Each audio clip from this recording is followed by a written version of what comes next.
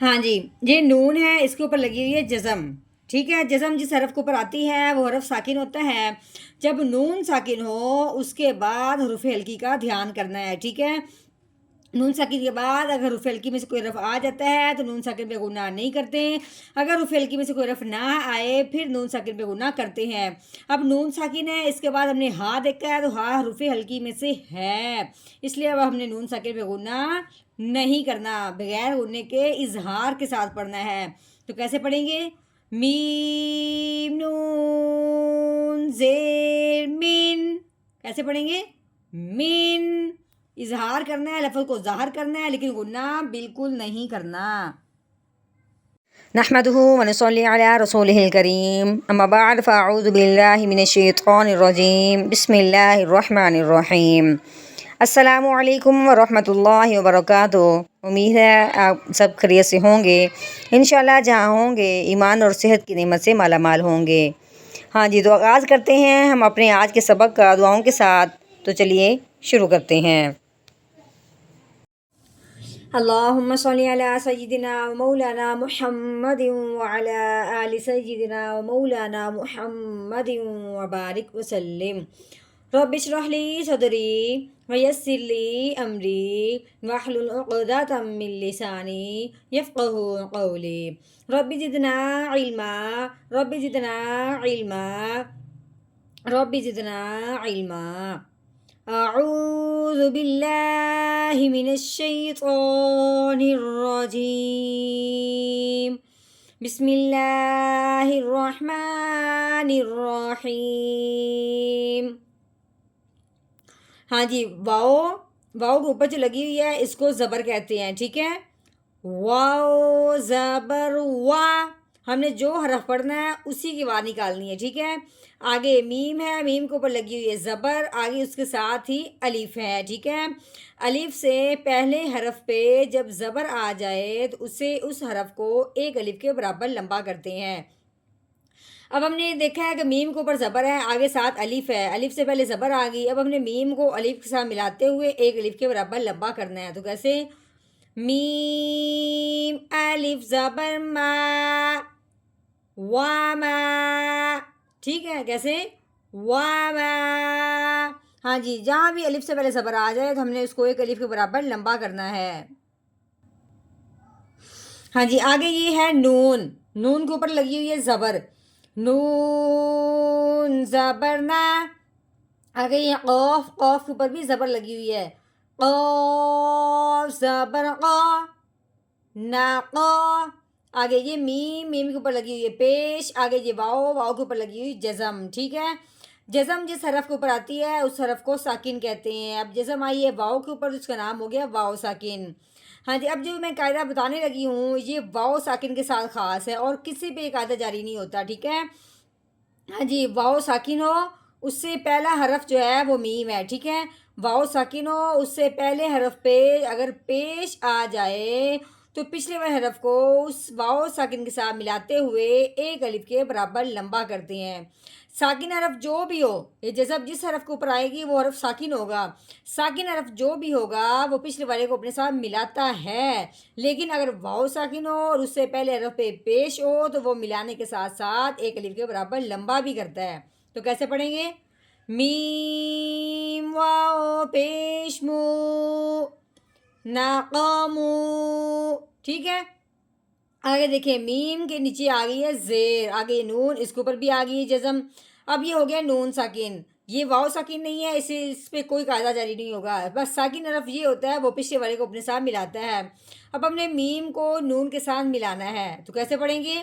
میم نون زیر مین، ٹھیک ہے۔ نون ساکن ہے، نون ساکن جب بھی ہم نے پڑھنا ہوتا ہے اگلے حرف کو دیکھنا ہوتا ہے کہ اگلا حرف کون سا ہے، کیونکہ نون ساکن جہاں ہوتا ہے تو وہاں حروف ہلکی کا دھیان کرنا ہوتا ہے کہ اگر حروف ہلکی میں سے کوئی حرف آ جاتا ہے تو نون ساکن پہ غنہ نہیں کرتے، اگر نون ساکن کے بعد حروف ہلکی نہ آئے پھر نون ساکن پہ غنہ کرنا ہوتا ہے۔ آگے جب ہم نے دیکھا ہے وہ ہاں، ہاں حروف ہلکی میں سے ہے، اس لیے اب ہم نے نون ساکن پہ غنہ نہیں کرنا۔ تو کیسے پڑھنا ہے؟ میم نون زیر مین، کیسے؟ مین۔ ہاں جی آگے جی ہاں، 2 آنکھوں والی ہاں، موٹی ہاں، حلق کی گہرائی سے نکلے گی ہاں کر کے، ٹھیک ہے، اس کے اوپر پیش لگی ہوئی ہے. آگے یہ میم، یہ بھی جزم آ گئی ہے تو میم ساکن ہو گیا، وہ پچھلے والے کو اپنے ساتھ ملائے گا. تو کیسے پڑھیں گے؟ حامیم پیش ہم مین ہم، ٹھیک ہو گیا. ہاں جی آگے دیکھتے ہیں، یہ الف ہے، الف ہے نا، اس کے نیچے لگی ہوئی ہے زیر. الف کے اوپر زبر زیر پیش آ جائے اس الف کو الف نہیں پڑھتے، اس الف کو حمزہ پڑھتے ہیں. اب اس الف کے نیچے زیر آنے کی وجہ سے اس الف کو ہم نے الف نہیں بلکہ حمزہ کہنا ہے، ٹھیک ہے. آگے دیکھتے ہیں، یہ لام ہے، اس کے آگے یہ ہے الف، ٹھیک ہے. لام کے اوپر کیا لگی ہے؟ 3 دندوں والی شاد لگی ہوئی ہے. شاد والا جو حرف ہوتا ہے وہ بھی پچھلے والے کو اپنے ساتھ ملاتا ہے، جس طرح ساکن حرف پچھلے والے کو اپنے ساتھ ملاتا ہے. اب ہم نے اس حمزہ کو اس لام کے ساتھ ملانا ہے، تو کیسے؟ حمزہ لام زیر ایل، ٹھیک ہے. آگے لام کے اوپر لگی ہوئی ہے زبر، یہ لام اب دوبارہ پڑھا جائے گا. ہاں جی لام کے اوپر زبر ہے، آگے کیا آ گیا؟ الف. الف سے پہلے حرف پہ زبر آ جائے تو وہ اس حرف کو ایک الف کے برابر لمبا کرتے ہیں. اب ہم نے اس لام کو الف کے ساتھ ملاتے ہوئے ایک الف کے برابر لمبا کرنا ہے، لیکن جب ہم نے اوپر دیکھا تو اوپر لگی ہوئی ہے مد. یہ کیا ہے؟ مادے بنی ہوئی ہے. مادے جس حرف کے اوپر آئے اس حرف کو 3 الف کے برابر لمبا کرتے ہیں. پہلے ہم نے لام کو 1 الف کے برابر لمبا کرنا تھا، اب مد آنے کی وجہ سے اس کو ہم نے 3 الف کے برابر لمبا کرنا ہے. لیکن مد کے بعد اگر آ جائے حمزہ، یہ کیا ہے؟ حمزہ. حمزہ دیکھنے میں تو یہ الف ہے، الف کے اوپر زبر آنے کی وجہ سے کیا بن گیا؟ حمزہ بن گیا. حمزہ آ جائے، مد کے فوراً بعد اگر حمزہ آ جائے، درمیان میں کوئی حرف نہ آئے، تو اس مد کو پھر 4 الف کے برابر لمبا کرتے ہیں. تو کیسے پڑھیں گے؟ لام الف مد زبر لا الا. ہاں جی ایک اور بات، مد کے اور حمزہ کے درمیان کوئی حرف تو نہیں آیا، ٹھیک ہے، اس لیے ہم نے مد کو 4 الف کے برابر لمبا کیا ہے.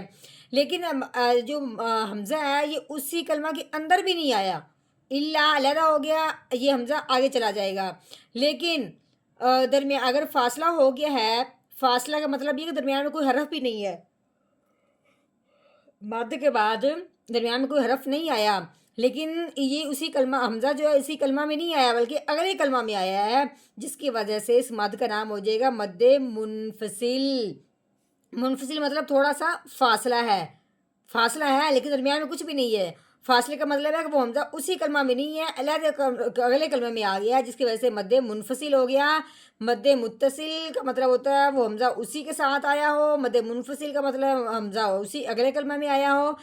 لیکن بات دونوں کی ایک ہے، کرنا پھر بھی 4 الف کے برابر لمبا کرنا ہے، لیکن فاصلہ ہونے کی وجہ سے حمزہ کی دوسری کلمہ ہونے کی وجہ سے صرف نام بدلا ہے، مد منفصل ہوا ہے، فاصلے والی مد.